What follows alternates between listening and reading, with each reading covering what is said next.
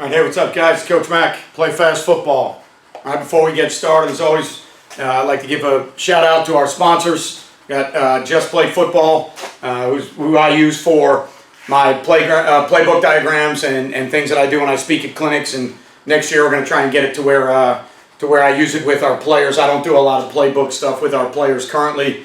We kind of teach everything out on the field, but next year I think I'm going to look into it a little bit more. The Just Play stuff has been awesome for me. Easy to use. I like the way the diagrams look, and I like the way they look when anytime I present at clinics or do any webinars. I just like not only the, how easy it is to use, but I just like the presentation of it. All right, MaxOne app, all right, which is basically a platform that makes it easier for you to communicate with your team. You can set up all your workouts. You can individualize your workouts. You can have 4 or 5 different workouts going on in the weight room. The kids access the workouts on their phone. You can have your practice calendars on there. You can have communication on there. So if there's any practice changes or time changes, you can have it all in one platform where you've got the ability to communicate, message your team, the ability to provide workouts for players that if they weren't at school that day or over the summer, if they had to go on vacation, they could pull it up on their phone and they know the exact workout that they need to do. It can be individualized by position. All right, so they're kind of bridging the gap between using smartphones and being able to use them in the weight room and having your workouts and communication. And so it's a great app that's kind of taking things and merging them in one direction so that you can have everything on one platform.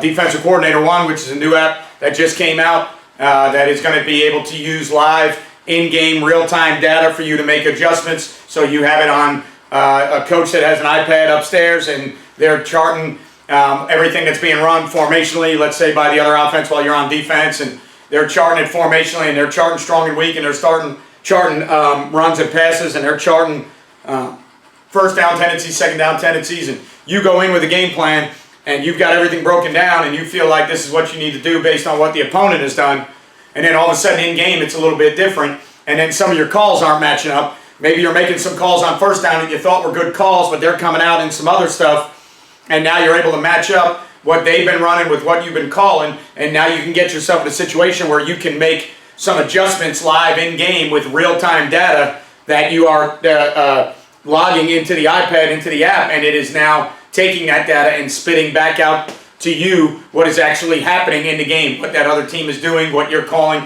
Maybe you had a call that against a certain personnel group was a terrible call, but the 2 other times you called it, it was a really good call for you versus different personnel groupings. And as a coordinator, that's information you need to know, because that first time or that second time you called it, you got ripped and you're afraid to go back to it again, but it's only because that was a bad call against a certain formation or personnel group, but it was a really good call against a different personnel group, and maybe they're different than the tendencies had it. So now, having that app, the defense coordinator app, for you to be able to make those in-game adjustments is something that I think is really going to help. We're going to use it for us with our spring football. Game Strat. Okay, I'll try and have links for some of these companies down below. Game Strat is the sideline replay system we use. So if you're looking for the most reliable, most affordable, #1 choice for coaches for sideline replay system, looking for those things in a sideline replay system, I suggest you check out Game Strat. We've used it this past season. We're going to use it again. I love it. They've been doing some really good things, and I think the company is really moving in the right direction. And then, of course, Dome Hats, which is the hat I have on right now. All right, Dome Hats provides custom quality headwear. You're talking about hats, you're talking about beanies, you're talking about visors. And a local company here in Jacksonville that is now doing a bunch of great work nationally. 2 former football players, 2 former Florida Gator football players. And I can't thank them enough for all their support and the things they've been able to do for not only me and Play Fast Football, but the things they've been to do for my programs going back 10 years ago when we first started doing some hat work with them 10 years ago. So check out all of those companies. If you're in the market for any of those products, check them out. They've been good to Play Fast Football, so I'd appreciate it if you guys, if you're in that market for whatever that company provides, I'd appreciate it if you check those guys out. All right, kind of a special video today for 2 reasons. Number 1, I am going to do a video on a comment or an email that I got from one of our followers. I love doing videos that comes from our followers or subscribers or people that follow what we do. I love answering their questions and talking about things that they want me to talk about. And number two, this is a video that will probably put us over 2 million views. So to everybody that has been with the channel since 2013, thank you so much for what you do. Thank you so much for following. Thank you for enjoying the product that I put out there. I hope it helps you. Like I've always said in previous videos, if you like it or you don't like it, if you got something out of a video that you could use, that's great. If you got something from a video saying I would never do that, that's dumb. Then if it made your program better, that's what the channel's for. That's what I intended to do. Approaching 2 million views on the channel, so this video will probably put us over that. So really special video. Thank you to everybody involved. Players that played for me, coaches that coach for me, companies that have sponsored me and believed in the channel. Thank you so much. 2 million views on YouTube is absolutely incredible. And like my main sponsor, Jeff Whitaker from Dome, told me, I'll see you guys at 4 million. Don't be somebody that hopes. Let's be somebody that does. Don't try, just do. Next time out, we'll see you guys somewhere in the future at 4 million. All right, so we're talking today about FIB, FSL Defense. All right, so formation into the boundary, formation into the sideline defense. What I'm going to do is I'm going to start this video off by talking about how I started playing defense 20 years ago or 22 years ago when I first came out of being a GA in college as a wide receiver in college and played both ways in high school, was recruited to play DB in college, got there, played corner, wasn't big enough, couldn't tackle anybody, got moved to receiver. So in college, I played receiver, and then when I GA'd in college, I was on the offensive side of the ball. When I got my first head coaching job in 1999, I had to learn how to play defense, had to learn how to coach defense. Went back to my mentor, Joe Delgaze, who was defense coordinator at St. John's University, was my receiver coach at St. John's University. Guy that was monumental in my career as not only a coach, but as a mentor in my coaching career. Taught me a lot about the game. I put in field 3-4 defense, under front, quarter, half behind it. Okay, so as a field team in the 3-4 defense and an under front, we would set the A-shade and the 5 technique to the field. We'd set the 3 tech and our boundary backer, which we called the rush at that time. All right, we'd set the rush into the boundary. Our Sam linebacker would be to the field. Our free safety would be to the field, and then our weak side safety would be to the boundary. Our will backer would be into the boundary. Okay, so for us, going way back when, all right, into those original field defenses. All right, for us, when we saw FSL or FIB, formation into the sideline or formation into the boundary, our first check was always 3 deep. Okay, now, the reason for that, all right, the reason for that was as a field defensive team, one of the things you got to keep in mind is this Sam linebacker to the field, there's only certain coverages you're going to teach him to play, and based on how you're choosing the guys that you want to play certain positions, he has a certain makeup as that field side backer, all right, and he's only going to play certain positions and certain coverages, and then your rush backer, all right, to the boundary, he had a different makeup. He was more of a pass rusher. He's the guy that you were going to rush 90% of the time. When you did drop him, you were probably going to play 3 deep, and I'll get to that in a second.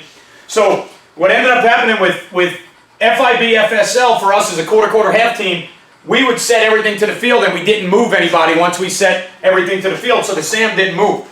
We could only play certain coverages to the field with the Sam. He was never a guy that was going to be on back on a hash mark. He was always going to be a down player. Our weak side safety was a guy that kind of had to be up and back, and he had to be a little bit more of a hybrid, but he didn't move. He was always weak side, boundary side.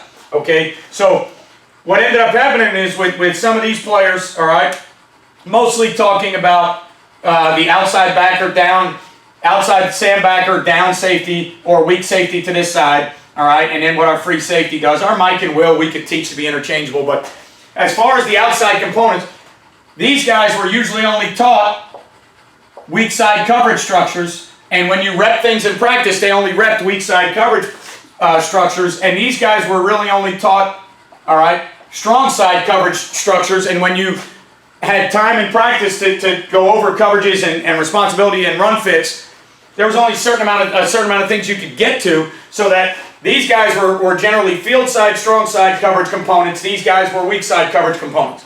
So when you got the formation into the boundary, there really weren't a lot of things back to the single side, all right, as a split field coverage team that you could do, because your Sam linebacker was never meant to be on a hash mark, and he was never meant to be on the away side or the cut side. So he didn't have the same combinations to the single side, all right, that your weak safety would have. And the field corner, usually, generally, and for us at that time, 20 years ago, the field corner didn't have all the different combinations that he could play like the boundary corner could. So in order for us to get the most bang out of our buck, we tried to teach the coverages that these guys would have to play 90% of the time, all right? And then when we got formation, FIB, formation to sideline, we were always a 3-deep check team, okay? Because we didn't want to teach extra coverages to guys, all right? And because we set to the field before the offense even came out. Now, this was before a lot of tempo.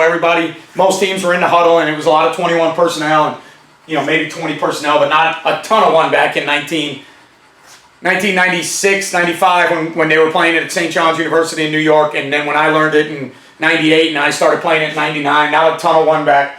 So before the offense, while the offense was in the huddle, we had already set and traveled everybody. The Mike and the Sam and the 5 and the nose always traveled together, and then the free safety was a field side player, and he would go to the middle if it was FIB or FSL, and the 3 tech, the rush, and the will and the weak safety always traveled together with the boundary corner. So we kind of had 6 guys, if you want to include the free safety, that travel together, 5 guys that travel together. That's how we taught it. We taught them to travel in packs. We would make field and boundary calls, but they already knew where they needed to be. And 90% of the time, we were a field defense. All right, we were an under-front field defense. So we checked 3 deep when we got the formation into the sideline, all right, or formation into the boundary, okay? As time evolved and more one-backs started coming out and teams started doing more things into the boundary, okay, I didn't like the fact that teams knew that if they got me formation into the sideline, formation into the boundary, that we were a 3-deep team in our base coverage package. I didn't like that they could get us out of quarter, half. I didn't like that they could get us out of split field. I didn't like that they could put trips into the boundary and get us into 3-deep. I felt like the offense was dictating to us how we played, okay? So we started off as a field team. We started off as a quarter, half team. Our base defense was field cover 6. That's the call we made, all right? And then from there, the first adjustment we would make, all right, from here is we would go from field cover 6, all right, and we would then go to angle 3 swap, okay? And that was one of the #1 calls or change-up calls when St. John's University in New York was playing it with Joe Delgaze as the defensive coordinator, and they had one of the top defenses in 1AA non-scholarship football, okay? Angle 3 swap was one of the first change-ups, and they would move from the field side, send the Sam, roll the free safety down, all right, and insert, all right, different. They didn't have a ton of insertion points with their 3-deep stuff back then. It was mostly an insertion down outside as a curl flat player, all right. And now on this side, that rush backer had to be able to play 3-deep, all right, and then this weak safety had to be able to spin to the middle to close the middle to play 3-deep. Okay, so this became your curl flat player, all right. Here's your hook curl player. Here's your hook curl player, all right. And here's your curl flat player, that free safety. And now you're sending the Sam off the edge. You're sending the front away. 50 defense stuff, slant and angle, like old Michigan slant and angle. 1 high, 3 deep stuff. Weak side backer is really only a curl flat dropper or a pass rusher. That's really all he does. Okay, again, remember 1998, 1999, even further, 95, 96. Okay, so a little bit different brand of football.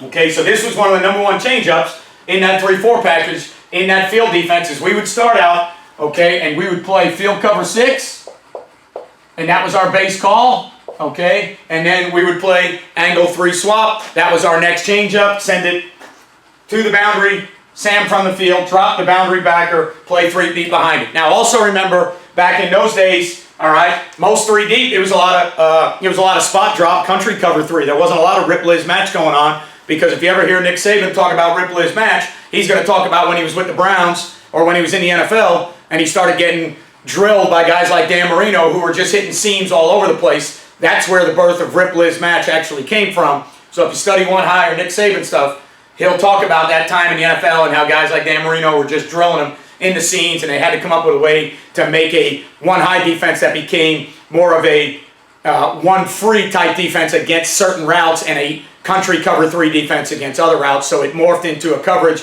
that could defend, excuse me, the types of routes that it was seeing, and that coverage could morph itself into different coverages. It could be country cover 3, it could be man free depending on the route dispersion. Okay, so that's how we started as an FIB team or an FSL team. We were a 3-4 team. All right, we were a field cover 6 team. We were a 3 deep check, FIB, FSL. We checked into, all right, a 3 deep coverage. All right, so that's originally how it started. Now, how do I play it now? How have I played it the last 8 to 10 years? All right, we are a split field coverage team. We play with 3 safeties on the field at all times. All right, going back 8, 9, 10 years ago, I know now it's the big thing. Everybody talks about hybrid defenses, hybrid players. We were doing it 8, 9 years ago with our down safeties because I got tired of checking 3 deep and I got tired of getting motioned and traded into bad situations. So for us now, regardless of what we do at the front, we've been 3-3 stack, we've been 4-2-5. To me, that's irrelevant. A lot of guys with the mic and the will, there's teams that will play their front 6 separate from their back 5, and the mic will go to the side of the 3 technique and an over front. And then there's teams who set the front 4, and the mic and the will then set with the passing strength. So there's a ton of ways for you to do all these things. I'm not saying what's right, wrong. All right, to me, we've been 4-2-5, we've been 3-3 stack. The front 6 for this portion of the conversation in this video, the front 6 are irrelevant. So what we're going to do is we're going to set a left safety, all right? We're going to set a free safety, and we're going to set a right safety, and we're going to play with a right corner and a left corner, okay? And what we decided to do was we started to teach the down safeties and the corners, all right? We wanted all these guys to be hybrid players, all right? And what I mean by hybrid players is we wanted every one of these players, all right, to know read side coverage grids and away side coverage grids. Okay? So that if I was getting formation into the boundary or I was getting FSL, I had no problem setting the strength into the boundary, all right? Because we were going to play all of our coverages kind of very much Gary Patterson-like, all right, at TCU, all right, when I heard him, first got the idea when I heard him speak 12 years ago or 10 years ago at a Nike clinic somewhere, or might even been longer than that, might be 15 years ago now, but they were a formation-based defense. In other words, a check-with-me type coverage where the formation would dictate how they played, what they played. So we morphed it into a situation where we play with a left safety and a right safety, a left corner and a right corner, and we expect them, okay, to know the read side coverage grid, all right? So I want these guys to know the read side coverage grid and what's in that toolbox, and I want them to know the away side coverage grid and what's in that toolbox, so that when the formations come out, the free safety can set himself where he wants to set himself, and guys can play the coverages they need to play. So for argument's sake, 21 personnel into the boundary. Rather than just check 3 deep like we used to, now that these guys can play read side and away side, the free safety can go ahead and make this side the strength of the formation, okay? He can go ahead and make himself a quarters call so that we can play quarters there. And now the left safety, because he's a hybrid player that plays down and back, he plays read side and away side, he now has, all right, he now has 4 to 6 possible calls on the single side that he can make, and we can now play the single side how we want based on down and distance, all right, based on tendencies of the offense, based on who that dude is out there. We now have a bunch of different ways to handle the single. We don't have to roll down and check 3 deep every time. So if you give us formation into the boundary, we can still stay a split field coverage quarter, half team and do all the things that we want to do. All right? Guys will ask all the time, how do you play trips into the boundary? Well, we play it with our number one, whatever our trip check is for that week. All right? Eliminating tendencies and what we think we might get. If you give us 3 into the boundary, okay, we will go ahead and play our base trips check. All right? And we will go ahead and man up. Number 1, we'll play the hybrid safety off of number 2, the free safety off of number 3, and these 2 players will play 2 read off of the number 3 receiver. All right, we'll take, for us it's a stack backer, it's our ram backer here. All right, our mic is not part of our coverages. All right, and we have our line on that side. So now into the boundary, we will go ahead and play our trips coverage into the boundary. Why will we do that? Because our base trips check, which we call mix, some people call mini, stumper, stubby, there's 9 million terms. Bottom line is, you are basically playing 2 read defense with those 3 players on these 2 and the tailback. okay, in a one-back set. So you're basically playing your two-read palms defense that you always play on those three. And then to the single side, you're able to make the 4 to 6 calls to the single side that you want to make. The first thing that teams worry about when they put trips into the boundary, it is not smart if your trips coverages involve taking the backside safety to play a poach or a stress technique where he's got to come over here to play 3 vertical. Okay? Again. Alright? If we work backwards for a second. If your trips coverage involves your backside safety poaching 3 vertical and making you play man-to-man with your corner to the field and man-to-man with your backer to the field on the back, all right, then trips into the boundary is not a great way for you to live, okay, with your base coverages, all right? It's not a great way for you to live with your base coverages because now to the field you're giving them man-to-man matchups and you're giving them, all right, a pretty good running surface to the field because now in the RPO world, guess what you're going to get? You're going to get 3 vert here, and you're going to get some type of run play so that this kid can't be an extra fitter in the run game because he's also responsible for 3 vert. So now in the crazy RPO world, you're going to get trips into the boundary, 3 vert, runs to the field, and you're asking that left safety to help on field side runs but also play 3 vertical. So if one of your number 1 trips checks involves your backside safety going to poach 3 vertical, then don't play that coverage into the boundary. Okay?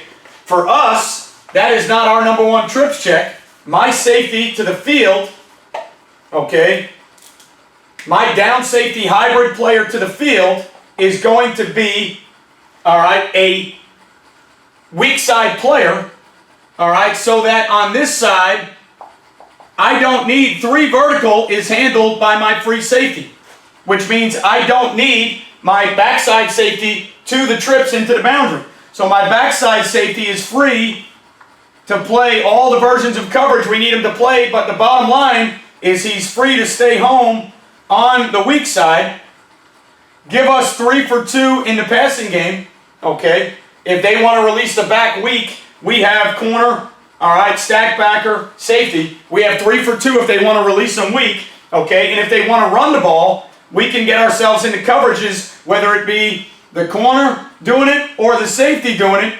We can leave ourselves in a situation to have a secondary player as a force player so they can't just come with speed option to the field, quarterback runs to the field, all right? You're putting yourself in a position where you are leaving an extra defender to the field because of the 3 safety system, okay? We can play this version of coverage to the trips because I am okay with my down safety carrying, all right, and matching 2 vertical. So with my personnel on the field, this kid has to be able to play all of 2 vertical if 3 is going vertical as well. Why can I do that? Because I play with 3 safeties, and when I select my personnel, the kid that goes into this role, all right, this guy has to be a coverage player, okay? He cannot be a linebacker. If he is a linebacker, we cannot play that coverage. We won't play that coverage. If we cannot play that coverage, trips into the boundary, I'm probably going to handle a different way. And to be honest with you, it would probably be some type of rotated 3D. Okay? But because we play in a formation-based defense with 3 safeties on the field all the time, with hybrid safeties and corners that are able to be read side and away side players, that is how we can play FIB and FSL how we want to play. Okay? I'll give you another formation that people talk about all the time, and I'll tell you in high school what we choose to do. People talk all the time, all right, and this formation, especially when offensive guys are good and they have good personnel, they talk all the time about how tight end flanker into the boundary with twins to the field is really a pain in the neck, okay? And when guys ask us how we defend that in high school now, again, I'm a high school coach, I defend high school things. In high school, okay, because of the way we play defense, I'm going to set the free safety to the boundary to the tight end side, okay? I'm going to leave my backside safety alone, okay, and we are going to play quarters on this side, and we are going to play palms or two read on this side, okay? Why? Because I want the extra player to the run surface in high school, okay? That's what I want. So for us, we would have a stack backer walked out a little bit. We'd have a Mike backer here. We'd have a stack backer in the box, okay?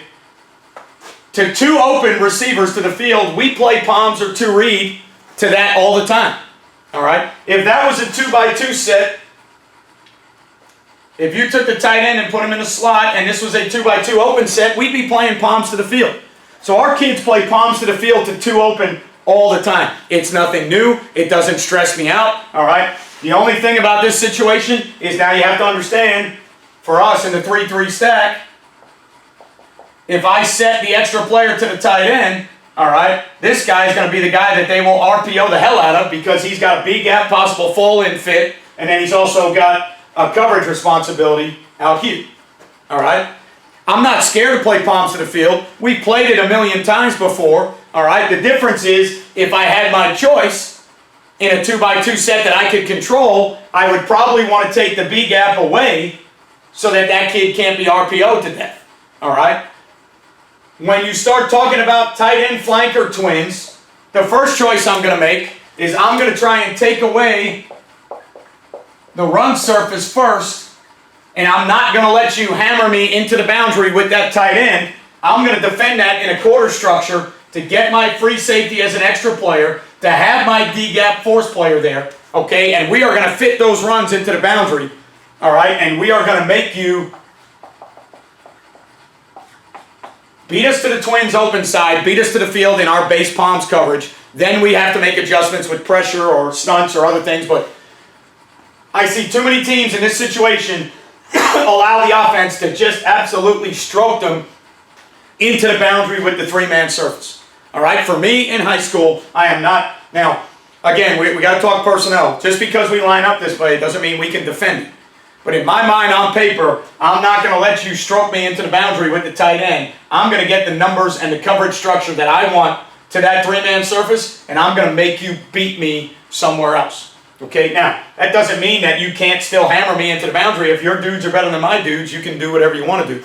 But if all things are equal, all right, and I know you want to run at that surface and you're creating that boundary surface, all right, to create either a run scenario into the boundary that you love, or to create some type of coverage equation to the field that you love, or maybe to get me to rotate or play 3 deep, okay, I'm not going to allow you to do that. I'm going to play my base structure. I'm going to play quarters into the boundary. I'm going to play palms to the field, okay, and then I'm going to make my adjustments from there. This is day one defense for us.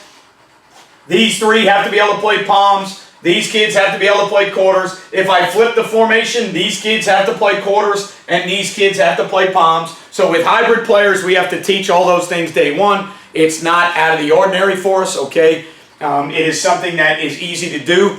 It is something that I based the whole system about 10 years ago around using hybrid players on the left and the right, getting away from strong safety, weak safety, and going to more left safety, right safety, because teams were trading, shifting, and motioning me and getting me into situations where my away side players became strong side players and they weren't ready to play those coverages. My strong side players became away side players and they came to the sideline. They said, "Coach, I can't defend that set. The free safety wants to make a call and I've never played that coverage before." So I got away from all that. I got away from checking 3 deep into the boundary. All right, I got into 3-3-5, 4-2-5, 5 secondary personnel, 3 safety structures, hybrid left safety, right safety, and got ourselves into a situation where we can play the coverages into the boundary that we want to play if we choose to play them.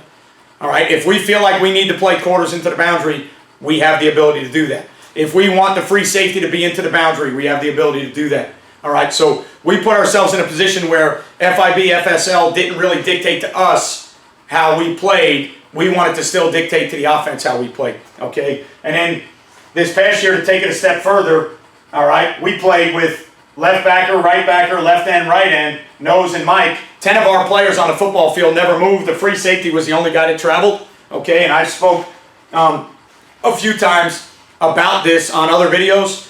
It allowed us to have left side pressures, right side pressures, middle pressures, and it allowed our kids to be able to line up and understand our stunts and our pressures, almost rote memory to say, look, I'm the left end. That stunt makes me a 2-gap long stick every time. He didn't have to worry about if he was on the front side of that stunt or the back side of that stunt. He knew that as the left end, that call always put him on the front side, that call always put him on the back side. It allowed the types of kids that I have, all right, and my coaching staff, it allowed us to play faster, it allowed us to line up quicker, it allowed us to rep our pressures. You know, maybe we were limited in some of the things we did, but we played the best defense we played in a long time, and we led our area in every defensive category. Yards against, rushing yards against, passing yards against, total yards against, points allowed. We led our area in every category. And it was because we simplified everything we were doing. Our kids weren't confused. They knew where to line up. They knew what stunts. This left side stunt means you're always going to do this. That right side stunt means you're always going to do that. They never had to switch. Okay. Again, you can be limited with some of those things because you end up with good players, all right, to the boundary. Our best end as a left side end, if the ball was on the left hash mark for us, yeah, he wasn't to the field. Okay, but the field side end knew what to do and didn't get confused. So I went to simplicity so that our kids knew what to do and wouldn't be confused, and it was the best thing we've ever done. All right, so there's just a little scenario on FIB, FSL Defense, where we started 20, 25 years ago, where it came from the rotation to 3 deep, and where we got to with hybrid players and 5 secondary players to where now we can defend FIB and FSL. Okay, I appreciate all you guys that have watched and has followed. This will be the video that puts us over 2 million views. Thank you very much for everything you do. I look forward to working with all of you and doing these videos and some other things in the future. We've got some plans about things that we want to do in the future. We've talked about the clinic. The clinic will happen in January of next year, the first ever Play Fast Football Clinic, and it will happen in St. Augustine, Florida. So got some really big things going on in the next couple months and the next year. I appreciate everything you guys have done for me. Thank you very much. As always, you won't play well till you play fast. Catch you guys next time.